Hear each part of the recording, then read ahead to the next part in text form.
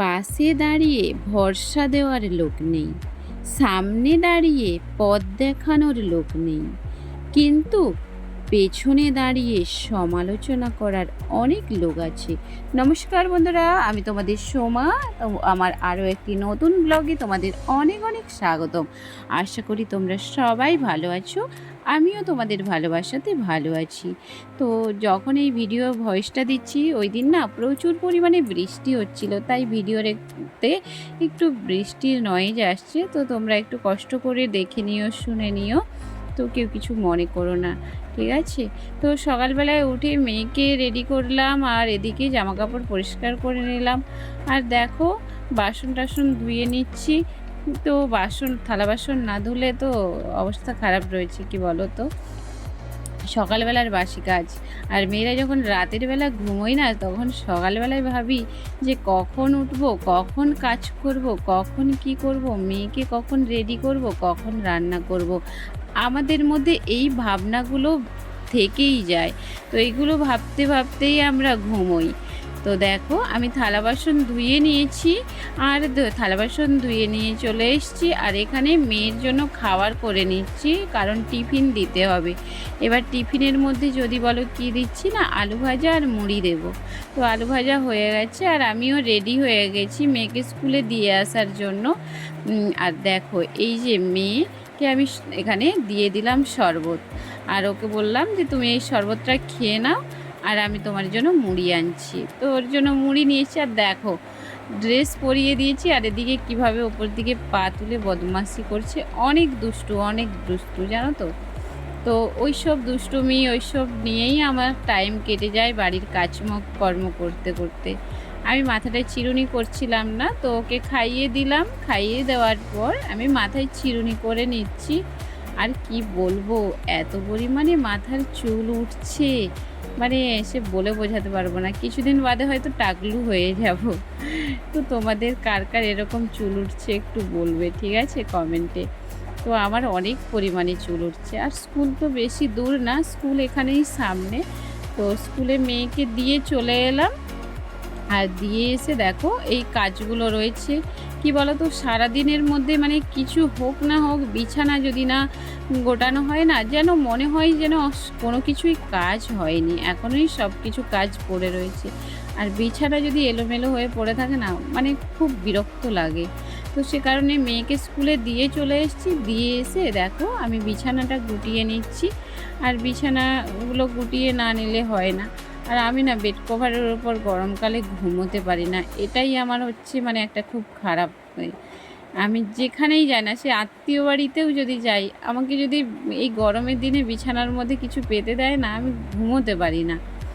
আর যদি বলো এই ব্ল্যাঙ্কেটটা রেখেছো, তো ব্ল্যাঙ্কেটটা কি হয় বলো তো, ফ্যান চলে মাঝে মাঝে যখন একটু ঠান্ডা লাগে, তো এই ব্ল্যাঙ্কেটটাকেই গায়ের মধ্যে দিয়ে দিই। ভোরবেলার দিকে একটু যখন ঠান্ডা ঠান্ডা ভাব লাগে, যে সারা রাত্রি ফ্যান চলছে, তারপরে তো একটু ঠান্ডা ঠান্ডা ভাব থাকে, তো সে কারণের জন্য ওটাকে গায়ে নিয়ে নিই তখন। আর দেখো কয়েকদিন মিস্ত্রি দাদারা কাজে আসতেছে, সে কারণের জন্য এগুলো তো পরিষ্কার করতেই পারিনি। দেখছো যেদিকটা মুছেছি ওদিকটা একটা কালার, আর এদিকটা একটা কালার এসছে।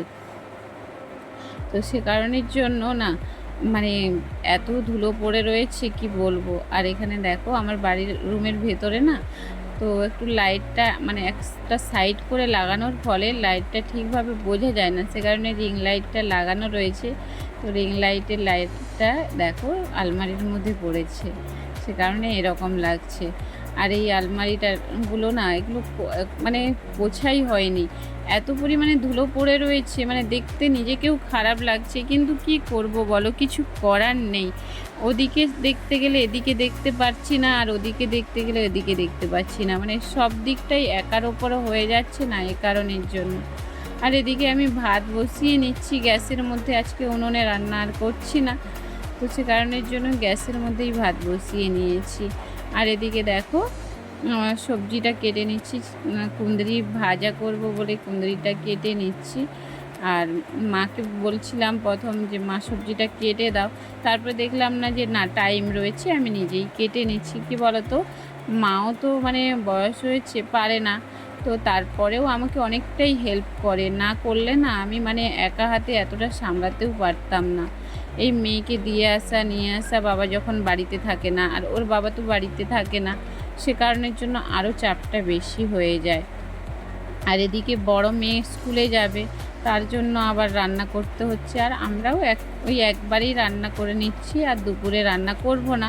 ওই স্কুল টাইমের খাওয়ার আর আমাদের খাওয়ার এক টাইমই রান্না করে নিই, দিয়ে ওটাই আমরা দুপুরে খেয়ে নিই। দুপুরে যেহেতু তাড়াতাড়ি খাওয়া হয়ে যায়, সে কারণের জন্য ওটাই খেয়ে নিই, আর এক্সট্রা করে আমাদের জন্য রান্না করি না। আর এখানে দেখো একটু চিংড়ি মাছকে আমি বাটি চচ্চড়ি করছি। তো অনেকে টিফিন বক্সের মধ্যে দেয়, আর আমি এভাবেই দেখো মেয়েকে খেতে দিয়ে দিয়েছি, কুঁদরির ভাজা দিয়েছি, আর চিংড়ি মাছের বাটি চচ্চড়ি আর লেবু কেটে দিয়ে দিয়েছি। আর রান্না তো হয়ে গেছে, মেয়েও খেয়ে স্কুলে চলে গেছে বড় মেয়ে। আর আমি এখানে গ্যাসটা পরিষ্কার করে নিচ্ছি, আবার ছোট মেয়েকে স্কুল থেকে আনতে যেতে হবে, সে কারণের জন্য এই কাজগুলো তো আমাকে করে রেখে দিয়ে যেতে হবে না। আমার একটু দেরি হলেও কি বলো তো, মাকে বলে যাব যে মা খেয়ে নেবে তুমি, তো তবুও মা অনেক সময় খায় না, বেশিরভাগ টাইম খায় না। আমি এলে মাকে আমি ভাত বেড়ে দিলে তখন মা ভাত খায়, না হলে বলবে একা একা খেতে ইচ্ছে করে না, তুমি আসো বাড়ি, এলে একসাথে আমরা সবাই খাবো। তো সে কারণের জন্য আমি গ্যাস টেসগুলো পুছে নিচ্ছি, যাতে তাড়াতাড়ি সব কাজ গুছিয়ে রেখে দিয়ে আমি যেতে পারি, আবার আসতে পারি। তো মেয়েকে স্কুল থেকে তো নিয়ে আসতে হবে, ওর টাইম হয়ে যাচ্ছে, ওকেও তো নিয়ে আসতে হবে না। আর বাবা যদি বাড়িতে থাকতো তাহলে বাবা নিয়ে আসতো, না হলে ওর বাবা বাড়িতে থাকলে তখন আর আমার এই চাপটা থাকে না, তখন আমি এই কাজগুলো একা হাতে সামলিয়ে নিতে পারি, কোনো অসুবিধে হয় না। আর যখন না বাড়িতে থাকে, দুজনই যখন না বাড়িতে থাকে, আমার তখন অনেক সমস্যা হয়। তো সে কারণের জন্য কি করব বলো, কিছু করার নেই। তো গ্যাস মোছা হয়ে গেছে, আর মেয়েকে স্কুল থেকে আমি নিয়েও চলে এসেছি। আর স্কুল থেকে নিয়ে আসার পর দেখো আমি চান করে নিয়েছি, মেয়েকেও চান করিয়ে দিয়েছি। আর এদিকে সব জামা কাপড়গুলো পরিষ্কার করে নিয়েছি, আর যেগুলো মানে অপরিষ্কার ছিল, ধোয়ার ছিল, সেগুলো ধুয়ে পরিষ্কার করে নিয়েছি। আর যে শাড়িটাও আমি পরে গিয়েছিলাম, ওই শাড়িটাও আমি পরিষ্কার করে নিয়েছি। তো ওই দিনটা অনেক রৌদ্র বেরিয়েছিল, তো সে কারণের জন্য। আর এখন তো এত পরিমাণে বৃষ্টি হচ্ছে, বৃষ্টি আর বলো না গো। এই যে এখন ভয়েস দিচ্ছি, এত পরিমাণে বৃষ্টির নয়েজ আসছে না, কি করব জানি না, কিন্তু কি করব, কিছু করার নেই, ভয়েস তো আমাকে দিতেই হবে। আর ভিডিও যেহেতু আমাকে রেগুলার দিই আমি, ভিডিও পোস্ট করতেই হবে, কিছু করার নেই। তো জানি না কতটা কি হবে, আর তোমরা একটু কষ্ট করে দেখে নিও, ঠিক আছে। আর মেয়েরও স্কুল ড্রেসগুলো পরিষ্কার করে দিই, কী বলো তো, মানে দুদিন যদি পরে যায় না, 3 দিনের দিন যেন মনে হয় যে কতদিন মনে হচ্ছে জামাগুলো পরিষ্কার করা হয়নি ওর, স্কুল ড্রেসগুলো। আর স্কুল ড্রেসটা না একটু হালকা মানে ধুলো লেগে, মাটির বাড়ি যেহেতু আমাদের, আর মাটির বাড়ি মানে একটুতেই ধুলো লেগে যাবে, আর তাতেই দেখো সাদা হয়ে ছাপ এমন এসে যাবে না, যেন মনে হবে কতদিন পোশাকগুলো পরিষ্কার করা হয়নি, ওগুলোই পরে পাঠানো হচ্ছে। তো সে কারণের জন্য সপ্তাহে আমি 2বার করে স্কুল ড্রেস ধুই, এক রবিবার, আবার মাঝে মানে 2 দিন যাবে, একদিন আবার ধুয়ে দিয়ে, না হলে কিছু করার থাকে না, এভাবে না করলে না। আর ছোট বাচ্চা মানে আরও বেশি ধুলো করবে। বড় মেয়েরটাও ধুয়ে দিই সপ্তাহে 2বার, কারণ ওর অনেকগুলো সাদা জামা বলো আর নীল ড্রেস বলো আছে ওপরে, তো সে কারণের জন্য ওর কোনো অসুবিধা হয় না। হয়তো পরিষ্কার করতে পারিনি কোনো কাজের চাপে, তো আরেকটা আছে পরে নেয়, সেটা নিয়ে কোনো চাপ নেই। আর দেখো এত পরিমাণে রোদ হয়েছিল, যদি বৃষ্টি হতো তাহলে জল দিতে হতো না। আর মিস্ত্রি দাদারা বলে গিয়েছে যে সকাল বিকেল করে জল দিতে হবে। আর তোমাদের দাদাভাইকে বললাম যে তুমি পাইপ কিনে দিয়ে যাও, তো ওর আর মানে মনে নেই, ও ভুলে গেছে। তো আমাকেই নিজে গিয়ে কিনে আনতে হবে পাইপ, না হলে বাবা আনতে পারবে না।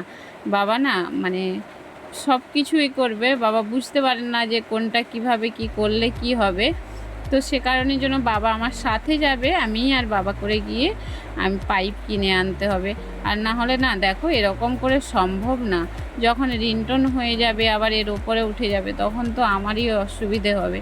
সে কারণের জন্য তোমাদের দাদাভাইকে বললাম, বলছে ঠিক আছে বাবাকে নিয়ে চলে যাও, নিয়ে গিয়ে একটা পাইপ কিনে আনো, না হলে জল দিতে পারবে না। আর ওয়েদারটা দেখেছো আজকের, মানে এত সুন্দর ওয়েদার, কি বলবো। আর এই যে জামাগুলো সব পরিষ্কার করেছিলাম, আমার মানে মেয়ের সব ড্রেস, আমার সব পরিষ্কার করেছিলাম, সেগুলোকে আমি পাট করে নিচ্ছি। তো সেগুলো না পাট করলে কি বলো তো, মানে এলোমেলো হয়ে ওগুলো যদি আমি রেখে দিই না, ও ওভাবেই থেকে যাবে, আর পাট করা হবে না। সে কারণের জন্য আমি পাট করে সব গুছিয়ে নিচ্ছি, আমার জামা, শাড়ি আর মেয়ের জামা টামা সব কিছু। তো ওগুলো না পাট করলে ওভাবেই থেকে যাবে, আর তখন ইচ্ছে করবে না। আর যখনের কাজ তখন যদি করে নেওয়া হয় না, তখন আর এতটা মনে হয় না যে হ্যাঁ, কাজটা অনেকটাই পরিশ্রম হচ্ছে। একটু কষ্ট হয় ওই মুহূর্তে হয়তো, কিন্তু কষ্ট হলেও ওই কাজটা ওই মুহূর্তে করে নেওয়াটাই ঠিক। আর যদি তুমি ভাবো আমি কিছুক্ষণ বাদে করব বা পরে করব, ওভাবেই থেকে যাবে। তখন আর ইচ্ছে করবে না যে না, ওই কাজটা রয়ে গেছে, ওই কাজটা করতে হবে। তখন আর ইচ্ছে করবে না। কি বলো তো, ছোটো বাচ্চা থাকলে যা হয়, বাচ্চার ঝামেলা আর এদিকে বাড়ির ঝামেলা।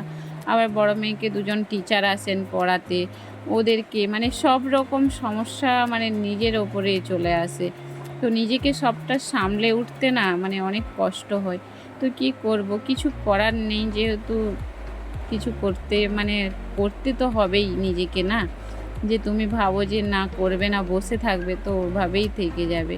তো ছোট মেয়ে বলছে আমাকে, মানে ও না সিমাই বলতে পারে না, ও বলছে আমাকে চাউমিন বানিয়ে দাও। তো সে কারণের জন্য ওকে আমি একটু সিমাই বানিয়ে দিচ্ছি। আর যদি বলি আমরা সিমাই, তখন ও বলবে কি না আচ্ছা সিমাই সিমাই। তো সে কারণের জন্য ওকে সিমাই বানিয়ে দিচ্ছি। বাবা দুধ নিয়ে এসেছে, আর আমাদের না আজকে আমার বড় মেয়ে 12 বছরের হয়ে গেল। ওই 12 বছর আমাদের দুধ অন্যের বাড়ি থেকে কেনা হয়। তো সেই থেকে এখনো পর্যন্তই চলছে। তো সবাই ভালো থেকো, সুস্থ থেকো, টাটা।